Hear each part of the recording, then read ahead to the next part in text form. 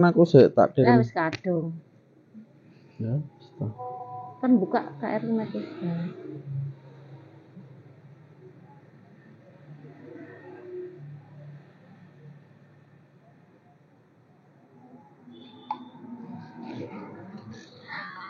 Halo, selamat malam Jombang.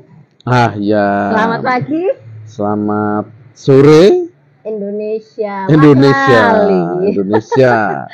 Ya, karena terlalu lama ya kita nggak bersiaran. Nah, alhamdulillah hari ini Sobat KR53 kita bisa kembali menjumpai Anda semuanya dan alhamdulillah dalam keadaan sehat walaupun cuaca di kota Jombang lumayan dingin ya, tapi untuk lebih menghangatkan makanya kita lagi bersiaran malam hari ini sambil ngobrol-ngobrol ya. Dengan tema kita hari ini tentang ngobrol pilkada Jombang tipis-tipis ya. Jadi nggak terlalu berat-berat ya. Oke, ini ada Cak Hasim. Halo, gimana kabarnya?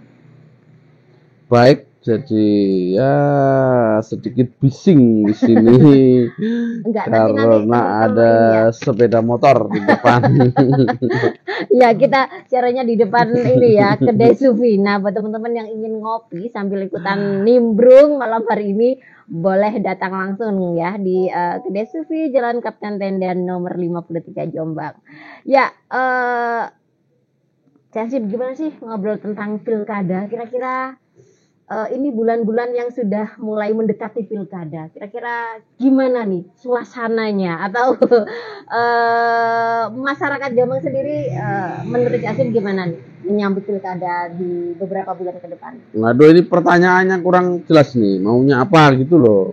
Tanya apa gitu loh. Pandangan tentang pilkada ke depan ini optimiskah?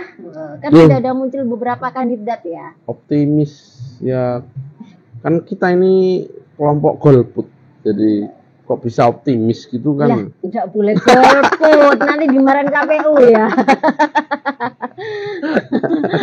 Iya, paling nggak kita punya wacana ya, siapa saja si kandidat sudah terlihat tuh, baik yang wajah baru maupun wajah lama. Kalau obrolan dengan konco-konco sesama aktivis nih, Jasin, gimana? Ramenya seperti apa ini? Ini sepi aja, jadi Sepi ya? justru itu sebenarnya golput menjadi kritik karena sepinya narasi para calon, jadi nggak ada produk. Kalau mau jadi bupati mau apa sih sebenarnya, itu masalah saya kira. Jadi orang sudah, karena ruang publiknya itu memang sedang berpersoalan, nggak mau lagi janji-janji, atau sebenarnya memang calon-calonnya nggak punya ide, nggak punya pikiran, lu nanti mau jadi bupati itu mau ngapain gitu, nggak jelas juga gitu. Jadi ada dua sisi yang ini ya, sama-sama kandidatnya belum ada visi misi yang jelas gitu ya. Apa yang akan dilakukan beberapa tahun ke depan untuk kota Jombang.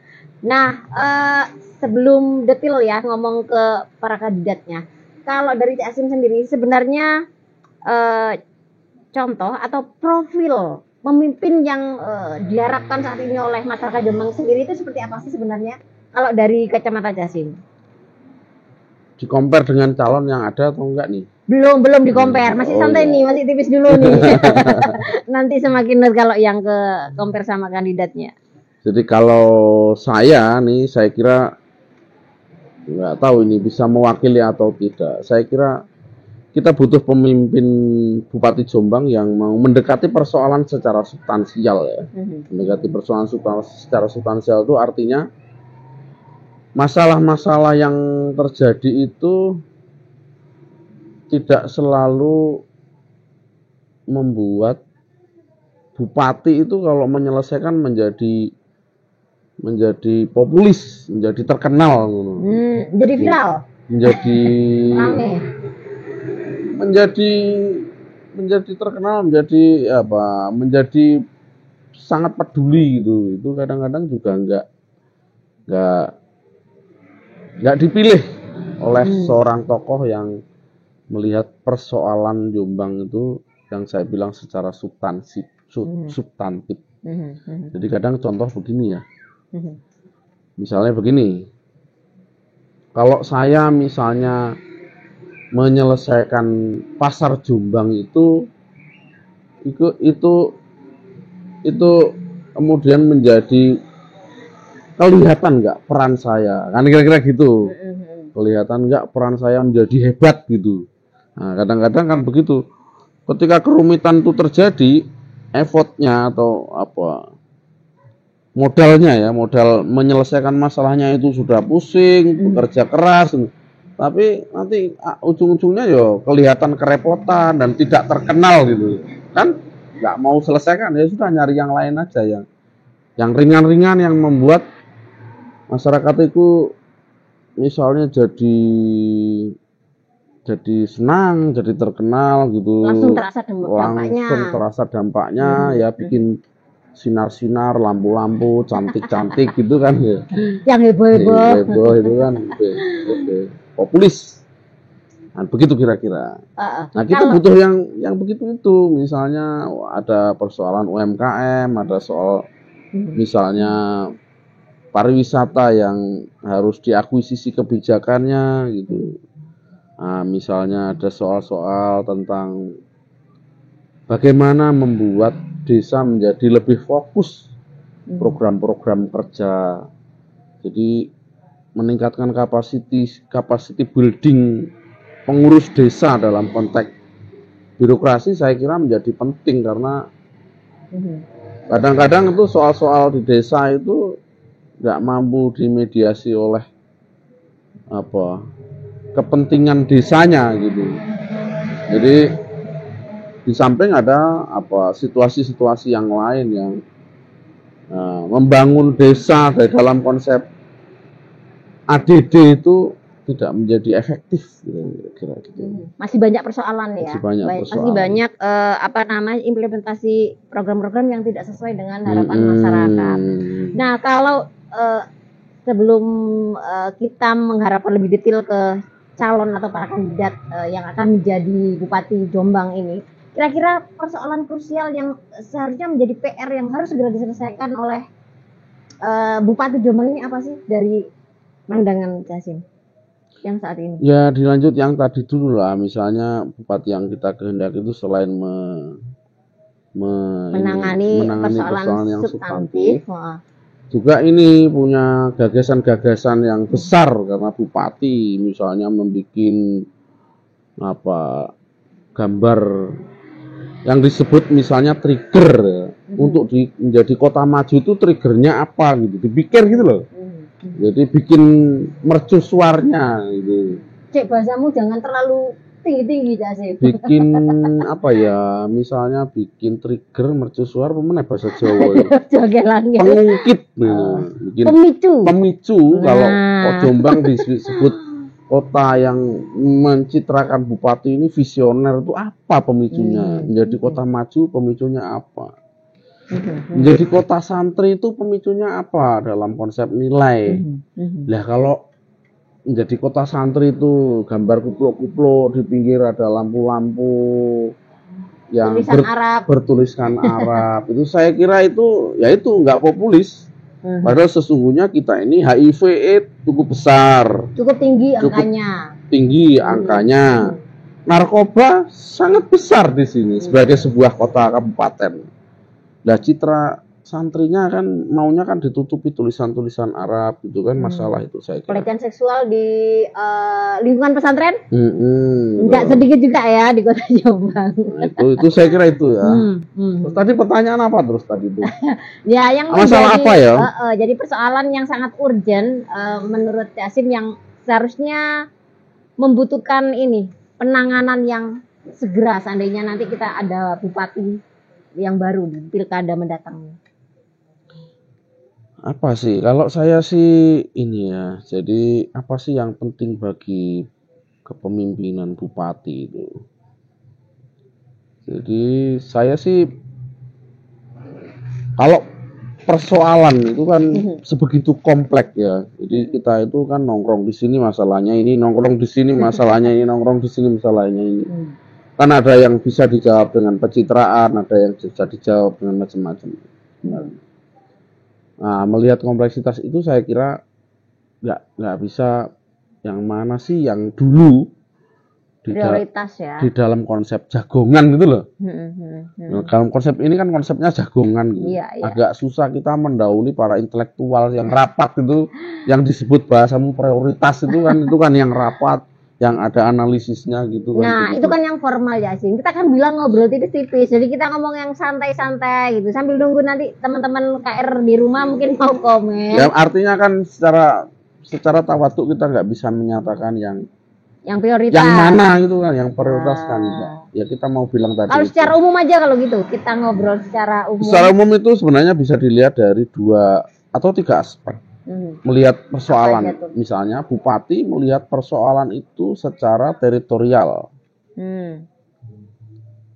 Per wilayah gitu ya. Jadi ada berapa karakter teritorial, misalnya Wonosalam itu berpersoalan misalnya dengan kebun-kebun, dengan aset yang sebegitu besar kesuburan tanah, tapi misalnya Bidu dari dulu ya begitu nggak jadi brand yang benar-benar faktual. Ada 50 hektar 50 hektar yang bisa setiap saat Bidu itu dikunjungi, juga kita susah carinya gitu. Kebun-kebun yang benar-benar kita mau bilang ini siapa yang menjadi persoalan misalnya. Kalau setiap tahun itu pengembangan citra Wonosalam itu hanya disumbang bibit gitu, sementara masyarakat sudah tidak lagi memiliki daya kritis untuk memilih bibit yang baik gitu, gara-gara sumbangan-sumbangan itu. Ya secara serampangan kita mau bilang begitu mungkin, tapi kalau kita mau lihat citranya ya, kebun-kebun Wonosalam itu kan citranya tidak seperti kebun-kebun di Gunung Ijen, Wonogiri, Temanggung gitu kan, nggak seperti itu. Secara serampangan kita bilang jangan-jangan ini masalah cara memberi bibit gitu, cara apa. Jadi meningkatkan capacity building masyarakat itu tidak secara substantif. Jadi memberikan sekedar bantuan tapi tidak mencerdaskan ya. Gitu. Itu misalnya Wonosalam, kemudian Gudo yang punya teritori misalnya craft ya, kerajinan itu misalnya kayak apa, batik Jombang, batik itu kan misalnya teritori. Kalau kita baca kemudian misalnya Utara Berantas dalam konteks teritori persoalannya apa, bagaimana membantu atau menyelesaikan, melihat persoalan itu gitu. Infrastruktur, kemudian SDM, macam-macam, kayak apa sih situasinya.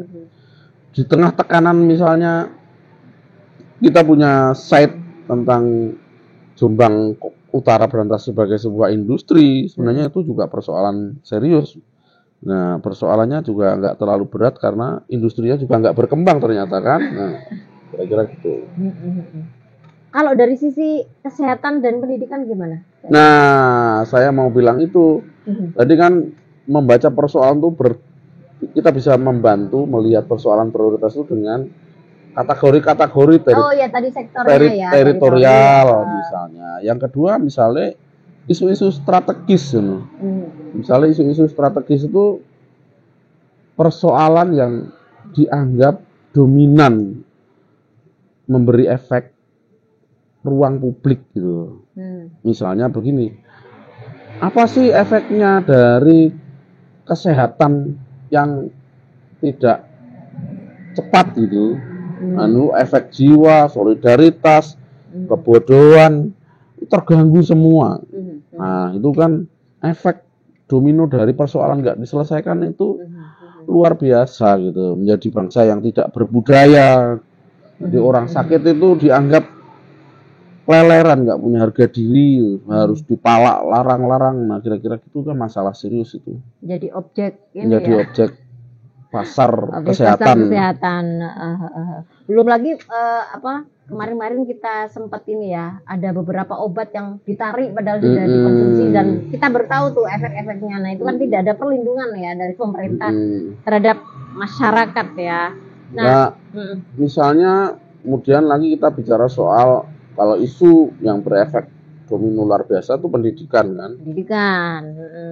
Jadi kita selalu risau, apa sih kita menjadi pemenang itu apa?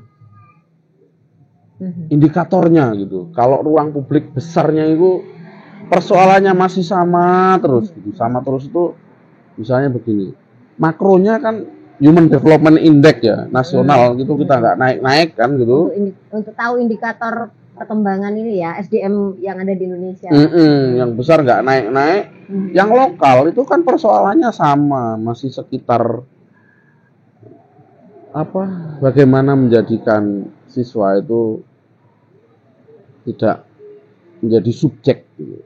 Jadi menjadi objek yang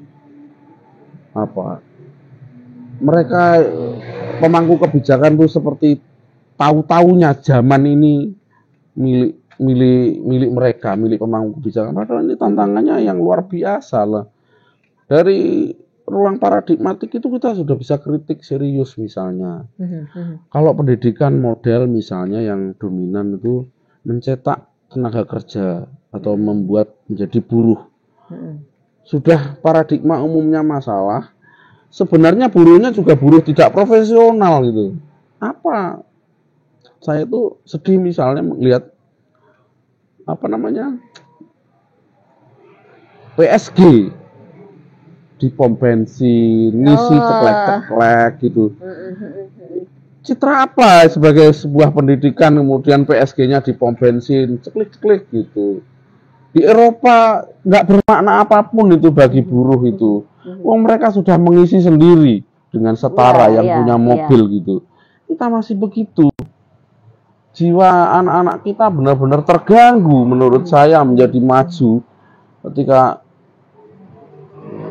konsepnya mungkin bekerja di situ masih terpaksa boleh, tapi yang disongsong masa depan janganlah gitu. Harus ada progres ya. Harus ada progres terus menerus. Kalau dengan adanya kurikulum merdeka ini gimana? Kurikulum merdeka saya kira sebuah inspirasi kesannya proyek ya.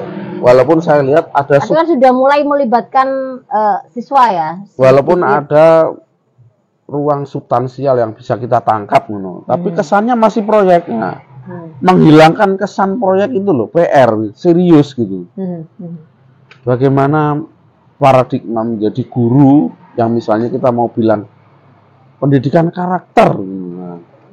Pendidikan karakter itu jawabnya bagaimana? Karakternya seperti apa? Karakter seperti apa gitu. Kalau sekolah-sekolah yang bisa kita lihat secara dominan, sekolah-sekolah baik itu yang sibuk itu emak-emaknya malah gitu. Bukan anaknya belajar gitu. Jadi mendidik anak-anak menjadi bos dari emaknya. Dari emak-emaknya gitu. Masalah serius menurut saya karakter itu. Mengintegrasikan misalnya pendidikan di rumah yang bisa dikontrol atau dievaluasi dari sekolah mungkin itu bisa dilakukan. Enggak dilakukan. Bagaimana menangani bullying saja di sekolah itu masih keteteran. Pikirannya guru ada yang masih begini, jangan disebar-sebarin, nanti bahaya di media. Itu masalah serius itu. Jadi ya repot gitu kita. Ya, jadi gurunya masih masalah. Jadi dari gurunya sendiri belum selesai, harus mengajarkan kepada murid-murid. Akhirnya sama-sama nggak selesai. Tapi ritualnya ada. Ritual setiap tahun dinas pendidikan bikin seminar bullying gitu. Penyelesaian konfliknya nggak anti bullying gitu, nggak. Tapi penyelesaian kontekstualnya itu nggak dicek. Jadi guru masih ada yang bermasalah dengan pikiran-pikiran terbuka. Itu luar biasa saya kira. Efek. Belum lagi misalnya menerima tantangan, bagaimana pendidikan membangun tantangannya dalam konsep misalnya tantangan gadget ya, tantangan game, tantangan dunia gamer. Android gamer itu dipersepsi oleh pendidikan seperti apa, mengganggu, bagus. Kemudian bagaimana mengelola gadget itu gitu. Itu saya kira masih serius gitu kan. Secara serampangan masing-masing guru, masing-masing sekolah membangun paradigma, memahami gadget itu berbeda-beda. Ada yang pokoknya dilarang, nggak boleh kan begitu. Belum diperlihatkan secara holistik. Ini ada dua sisi sebenarnya. Ketika muridnya bisa memanfaatkannya secara baik, ini bisa bisa sangat bermanfaat, bisa sangat cepat, bisa sangat cepat proses belajar ya, akan bantu proses belajarnya. Tapi ketika salah menggunakan, justru semakin kacau, semakin sekolah-sekolah mendiskusikan, saya kira enggak, sepertinya enggak ya. Mendiskusikan itu enggak, padahal itu tantangan pendidikan. Anak-anak itu jadi konsumen game itu kelihatannya hampir pasti lebih besar daripada untungnya, daripada produsennya. Menjadi memproduksi produktivitas diri dalam dunia game itu nampaknya enggak lah. Yang banyak itu loser. Keren ya bahasanya, loser ya. Oke, kita kembali lagi ke topik nih, Asim. Kayak udah iya. Bupati tadi katanya paham lah minimal supaya ngatur. Ya pastinya paling enggak itu tadi ya gambaran yang mau jadi bupati ada siapa tuh. Semoga mendengarkan ya.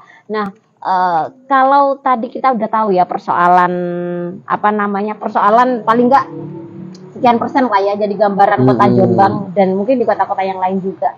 Nah, kemudian kalau dari para kandidat sendiri gimana menurut Cak Asim? Yang sudah mulai bermunculan, apakah ini ada tanda-tanda beberapa calon yang cukup visioner yang akan membawa Jombang ini menjadi lebih baik, atau stagnan aja gitu, masih aja jalan di tempat, masih aja persoalan yang sama gitu, nggak akan terselesaikan secara substansi. Kalau melihat yang sudah muncul nih. Ya, di sebuah grup kemarin saya bilang, jadi kalau kita mau bilang elektabilitas kan begitu, terkenal gitu. Ngapain kita pilih bupati di sini? Nyari dari Jakarta aja, partai politik suruh mendatangkan. Atau artis ya? Maksud saya begitu, artis itu ngapain cari dari sini? Itu siapalah mau nyari dari Jakarta mesti menang kira-kira gitu. Kalau butuh yang populer. Kalau butuh populer elektabilitasnya gitu. Tapi kan yang bisa kerja? Saya ingin bilang begini di grup itu. Semua itu calon-calon tuh cuma mau bilang blegernya, keberadaannya ini lo aku, ini lo gambarku, nggak ada pikiran yang buat ini otakku, gitu. Kan nggak ada. Itu ya masalah menurut saya itu. Belum ada mungkin, Asim. Jadi pertanyaannya kurang 2 bulan lagi loh ini. Bentar, ini apa ini? Juli ya, Agustus, September, Oktober, 3 bulan lah. Ya 3 bulan lah. Ya. Misalnya kayak gitu pikirannya apa gitu supaya rakyat menjadi lebih tahu gitu. Lebih tahu. Jadi cuma di sini menjadi saya kan sedang ingin bilang apresiasi saya begitu. Karena mungkin latar belakang, tapi saya nggak tahu misalnya kalau rakyatnya maunya begitu ya terus nggak mau lah, janji-janji palsu paling ngono ya bisa juga kemudian dibaca oleh calon-calon, sudah nggak usah ngapa-ngapain, kita ribut dengan situasi elit-elit ngono, nek selesai kabeh ya wis diberesin rakyatnya ngono. Ya bisa begitu juga, tapi kan itu kan apresiasi saya kan tadi. Nggak ada pikiran otaknya mau disosialisasikan. Saya menjadi bupati itu ada 3 soal yang sedang ingin dibangun kira-kira. Nah, kalau tadi Asim bilang kan belum kelihatan tuh narasinya, kemudian visi misinya belum ada tuh. Mau dijadikan apa selain dari sosok istilahmu blegernya yang kalau kamu bayangkan itu seperti apa pemimpin yang visioner itu, atau ada nggak contoh dari tokoh-tokoh lain di daerah lain yang bisa menjadi gambaran tuh? Kalau saya sih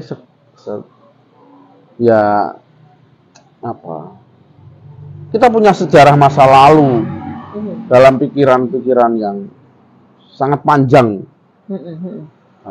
di sejarah raja-raja gitu ya. Saya kira kita cuma secara sekilas membaca dalam ruang kepentingan tulisan yang disebut baik di dalam fakta itu kan selalu nggak bisa satu sisi gitu. Ya enak itu kan membaca sejarah itu karena sisinya selalu disediakan oleh penulisnya gitu. Dalam konsep itu saya ingin bilang begini, sebenarnya kepemimpinan kita itu dalam konsep tulis itu cuma butuh misalnya disebut misalnya punya empati, mau membantu secara substansial rakyat yang susah, gitu aja gitu. Yang kedua, membereskan dirinya sendiri dari korupsi, mungkin keluarganya lah ya, disebut dirinya sendiri tuh gini, aparat birokrasi itu sudah berubah apa belum di level kota ini? Dalam perspektif indeks korupsi itu masih tinggi apa ora gitu kan. Nah, bagaimana caranya menyelesaikan lek korupsi? Atau tadi, lek gak empati, tubuhnya gak empati, birokrasinya gak empatik, boleh proyek kayak cuma sebenarnya itu gak enak, hapus-hapus gitu, bohong-bohongan. Bagaimana menyelesaikan? Begitu, itu bahasa tulis ya. Bahasa tulis sejarah. Raja ini dulu tegas, kuat, ngono. Sampai progresif sampai misalnya menghukum apa wira-wiranya, nah gitu-gitu. Banyak juga begitu sih, saya kira ada satu zaman ke zaman berbeda. Ada yang raja bengis juga ya sebenarnya. Tapi sekarang citra nasional yang sedang kita hidup di zaman bohong kan, di zaman kebohongan gitu. Kira-kira.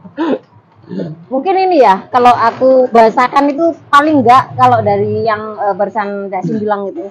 Yang pertama mungkin di Kota Jombang itu ada masyarakat dengan tingkat kemiskinan yang ekstrim. Paling enggak itu harus berkurang, harus bisa diminimize ya. Ya masa sekarang masih bilang stunting. Ya itu kan Posyandu ngapain aja, punya strukturnya sangat kuat kan, begitu belinya masih sebagian tak lihat ciki-ciki gitu. Masalah serius itu. Kita punya susu Wonosalam harusnya bisa didistribusi di situ. Kita punya sorghum. Bisa didistribusi di situ. Padi-padi petani yang organik, misalnya organik bisa di situ. Justru itu ya harusnya ya, justru itu. Kemudian, dan misalnya gini, mau bilang aja menghargai budaya tradisi, tahlilan macam-macam itu kan bisa diintervensi makanannya menjadi lebih bergizi kan, lumayan itu. Tradisi dan budaya bukan berarti harus ini ya membuat rekor-rekor ya. Nah, ini justru kontribusi besar bagi kebudayaan kita yang menjadi potensial seharusnya. Yang kultural ya. Yang kultural. Ada penghargaan terhadap kerja-kerja stunting itu justru kultur itu sebenarnya nggak pernah diakui. Ibu-ibu pengajian. Ibu-ibu pengajian nggak pernah diakui itu. Terus yang kedua tadi berarti kalau pinjam istilahnya Pak Jokowi atau revolusi mental dari pemimpin sendiri ya. Jadi dirinya, keluarganya juga mungkin yang berada di naungannya ya. Ya tadi itu. Para pejabat-pejabat yang ada di bawahnya. Revolusi mental yang zaman ini saya kira ada dua istilah saja. Mereformasi diri menjadi peduli gitu. Peduli dan dirinya birokrasi semua harus peduli lah ya. Jadi bikin proyek-proyek jangan asal bikin yang nyatanya bohong, nggak peduli gitu. Ada yang taktis-taktis, misalnya ibu-ibu hamil, kecelakaan, jasara harjanya dibikin task force misalnya, dibikin aksi-aksi cepat untuk membantu rakyat. Kan ada struktur di atasnya, jasara harja, BPJS, tapi penanganannya masih persoalan. Nah itu kalau dibikin task force misalnya, ad hoc misalnya, kalau kita bilang forumnya, untuk menangani itu luar biasa saya kira. Terus tadi itu anti korupsi tentu ya. Pungli ya, walaupun sudah berkurang kah? Pungli misalnya ya, kita bilang pungli itu sudah beralih definisi misalnya. Bagaimana membuat definisi yang menjadi genuine gitu. Kalau misalnya gini, kita sudah punya guyonan istilah. Kita nggak bicara soal fakta situasi lah. Tapi guyonan gini. Sekarang itu menyelesaikan pungli, mengawasi pungli dengan uang pungli. Kan gitu agak lucu ya. Jadi gimana? Mengawasi pungli? Bekerja anti pungli dan mengawasi pungli dengan uang pungli. Sama makan uang punglinya dong. Jadi kalau sosialisasi anti pungli terganggu nih otak nih, kan gitu. Definisi apa yang dipakai ya sebenarnya kan gitu. Jadi itu agak rumit gitu. Tapi ya yang pungli lah, yang korupsi apalagi. Nah, masih apa namanya, ya itu mungkin aku lihat pelayanan publik ya di Kota Jombang itu juga harus memiliki empati ya dari sisi apa namanya, misalnya dari di bidang kesehatan masih banyak tuh mereka yang apa namanya tidak segera memberikan pelayanan, apalagi mereka nggak punya BPJS, nggak punya jaminan kesehatan, sehingga ketika ke sana tidak langsung dilayani karena takut misalnya tidak bisa bayar. Itu masih terjadi juga kan? Ya hari inilah, hari kemarin ya sampai hari ini masih agak tekan nih kita nih ngomong soal layanan kesehatan. Jadi ada kawan itu misalnya, bukan misal, ini ada kawan Peta. kecelakaan gitu tanggal jam 3 pagi kemarin. Ditanganinya itu seperti masih ada rasa empatik yang masalah, misalnya ada isu-isu yang berkembang BPJS belum diterima lah, misalnya mabuk lah, belum selesai. Perasaan keluarga itu sebenarnya memang seperti tidak ditangani gitu. Nah, akhirnya ya kita kerja untuk apa, membantu. Itu tadi ya, karena tidak adanya empati. Jadi kan harusnya dilayani dulu, baru nanti administrasinya bekerja. Jadi jam 3 pagi itu sampai jam 9 malam itu masih belum ada perasaan yang memuaskan bagi keluarga. Di laporan ke kita kan satu orang yang kita atensi ke rumah sakit itu satu, walaupun itu salah sangka, padahal kita nggak mengatensi satu lah, pinginnya mengatensi rumah sakit itu ya baik lah ya toh, kira-kira gitu. Akhirnya nah ternyata satunya meninggal kan. Karena telat penanganan ya, dan itu banyak juga ya kasus-kasus seperti itu. Dan sebagian besar korbannya pasti masyarakat miskin. Makanya ada apa namanya? Masyarakat miskin dan masyarakat yang nggak mesti miskin tapi dipersepsi miskin gitu. Oh, Jadi ketika di rumah sakit itu mentalnya harus double gitu. Misalnya, saya bayar semua, gampang, mahal, tak beresin. Itu kan mungkin agak cepat juga mungkin ya. Tapi kalau udah mentalnya imbas-imbis gitu, nggak meyakinkan, nggak bisa ditangani ya. Kadang, walaupun kadang imbas-imbis itu kaya juga kadang-kadang. Makanya sampai ada ini ya, satu slogan, orang miskin dilarang sakit gitu ya. Nah, itu karena saking mahalnya, atau mungkin nggak, memang karena tingkat ekonomi masyarakat yang semakin hari semakin susah ini ya secara. Kalau ekonomi sendiri, ekonomi masyarakat Jombang sendiri seperti apa nih? Kalau Casim melihat nih, apakah sudah bisa bangkit? Terutama kemarin ya kita terserang apa namanya corona. Ya kalau ekonomi, saya kira kalau ekonomi itu kita sedang apa? Bangkit? Terjebak dalam permainan polisi politik dan polisi data ya.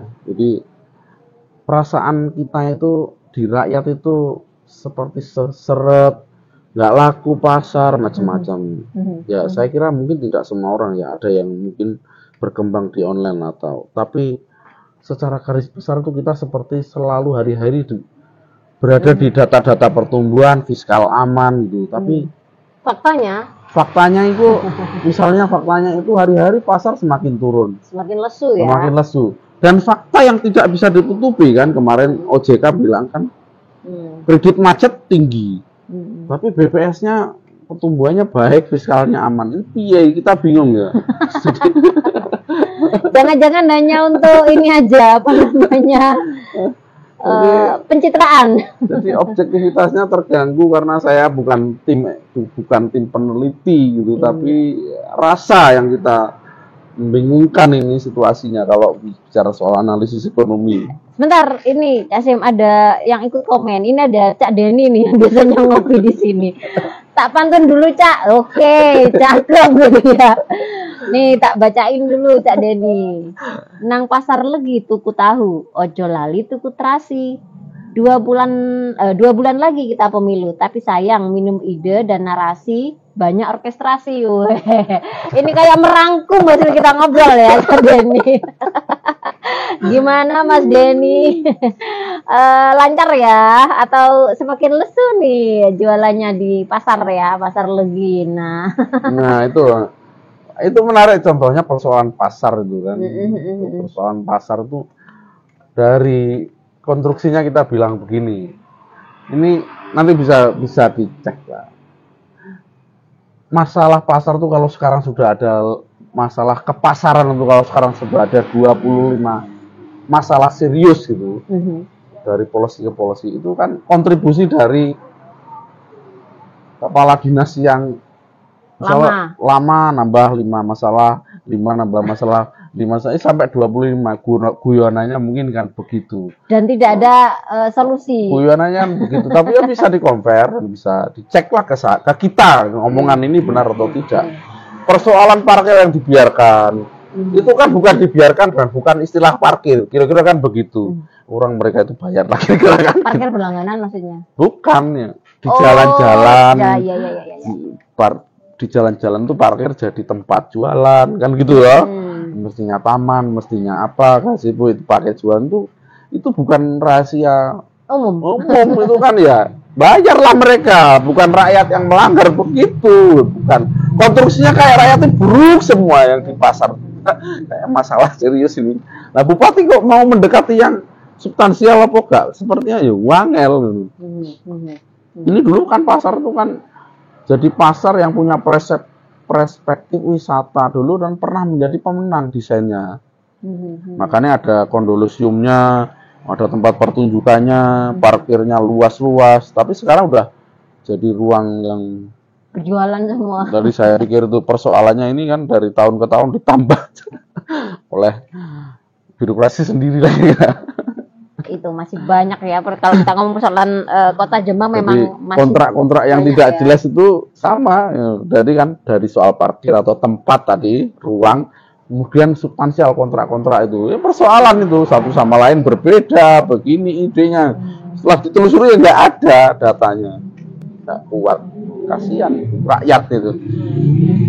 Nah, kalau yang terakhir ini, Casim, ini udah setengah jam. Nggak terasa berapa ini? 36 menit. Kita mau closing statement aja. Nah, untuk closing statement ini, kira-kira apa sih yang ingin disampaikan kepada Sobat KR53 di rumah? Untuk kedepannya, kira-kira kalau mau milih pemimpin itu yang apa? Gitu lah. Nah, yang seperti apa? Lah yang apa? Lah iya. Tadi ya. Saya itu bingung kok. Atau kita bingung bersama. Enggak, paling enggak ini ya, tadi sudah ada persoalan-persoalan yang ada. Paling enggak bagaimana pemimpin itu bisa memberikan narasi untuk bisa memberikan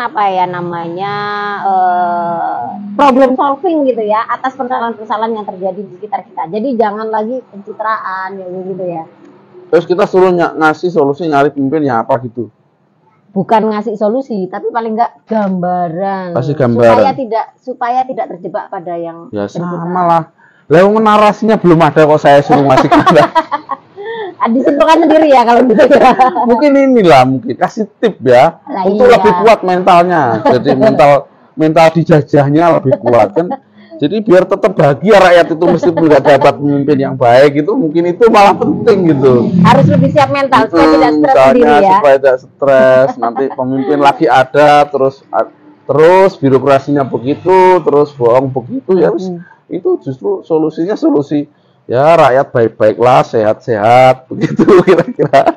Tapi ada juga ya teman-teman di jalanan misalnya yang mungkin olah tertawa atau apa gitu. Yoga gitu. Ya meratapi kebodohan itu misalnya dalam konsep kebersamaan tentu ya. Bukan kita sendiri yang bodoh ini bodoh besar gitu kan. Nah, mungkin itu membantu gitu. Enggak apa-apa saya kira dari itu lebih objektif gitu karena belum ada kita belum bisa kasih guide panduan untuk memilih gitu. Kalau dilihat misalnya nanti itu kita melihat latar belakang masing-masing pemimpin gitu. Profil track recordnya seperti apa? Bagaimana ini dulu bisnisnya, bagaimana dulu di BIN, bagaimana gitu, kira-kira gitu. Terus bagaimana jangan nyebut lah. Yang lalu itu loh, yang incumbent. Oh, calon incumbent. Incumbent itu dulu bagaimana kan? Gitu kan. Ini konsepnya misalnya membaca sejarah gitu kan, rumit banget kita yang menilai kan. Angel tenan kira rek ngono. Kan harusnya kan sekarang itu kritiknya kan begini. Tim-tim ini nggak ada manusia sempurna, nggak ada pemimpin yang sempurna. Tim-timnya bekerja untuk membantu merumuskan kita menjadi kota maju ini triggernya apa ya nanti yang mau dibangun. Proyek mercusuarnya apa? Kira-kira kan. Terus sekolah gratis misalnya berkualitas. Terus ditambah gizi, ditambah macam-macam mungkin lah. Guru dari luar negeri, misalnya, gitu kan, ya, itu kan proyek mercusuar. Nah, kalau fisik ya, apalah yang mau fisik tuh, bikin pasar di tengah tol gitu, dicegat, membangun citra kota Jombang, mampir rest area yang unik se-Indonesia, itu kan ya, mungkin kayak gitu-gitu. Timnya maksud saya, timnya membantu, karena kita bilang nggak ada yang sempurna juga manusia ini kan, ya sudah kita bantu, nongkrong yuk dibikin. Nah, dibikin terus nanti membantu untuk melakukan penajaman ya supaya nanti langkah-langkah yang diambil benar-benar efektif. Ya janji-janjinya kan ada lah dan aku didorong bersama kan tim-timnya itu didorong. Tapi ada juga ya beberapa masyarakat yang mulai apatis ya, maksudnya gonta-ganti pilkada yo mangga uripnya tetap gak penak, terutama masyarakat bawah ya. Ya yang tadi itu tak bilang mungkin sekarang malah nasihat yang penting itu bagaimana menguatkan mereka untuk tetap bahagia gitu. Gimana bahagianya sih kalau nggak bisa makan misalnya gitu, nggak bisa dong. Ya kan berdekatan dengan tetangga kan gitu-gitu bisa lah. Masjid-masjid diminta untuk peduli gitu masih mungkin lah ya. Daripada ya jangan minta sumbangan terus ya. Daripada jauh-jauh ke bupati kan ya repot kan. Misalnya ke dinas itu misalnya dinas untuk memperbaiki sawahku yang rusak ya jadinya proyek lagi kan repot kan. Gitu-gitu. Oke, kita tutup Terima dulu kasih ya. Obrolan itu, kita. Masih ada tuh. Oh, Mas Jenny lagi nih. Masyarakat dilarang berekspektasi tinggi. Cukup ambil amplopnya lalu golput. Waduh. Nanti dimarahin Ibu KPU, Bapak KPU ya.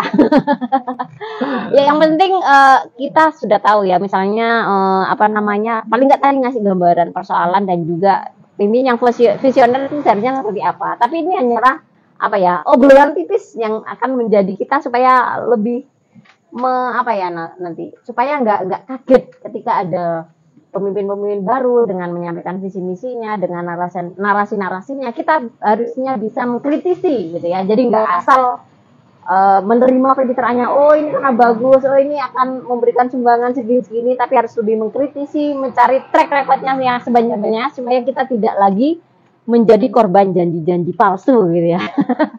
Oke, gitu dulu Cak Asim. Oke. Obrolan kita malam hari. Terima kasih Sobat KR53 semuanya yang sudah mantau, dan insya Allah kita akan jumpa lagi di esok hari dengan tema-tema yang lainnya. Kita tutup. Wassalamualaikum warahmatullahi wabarakatuh.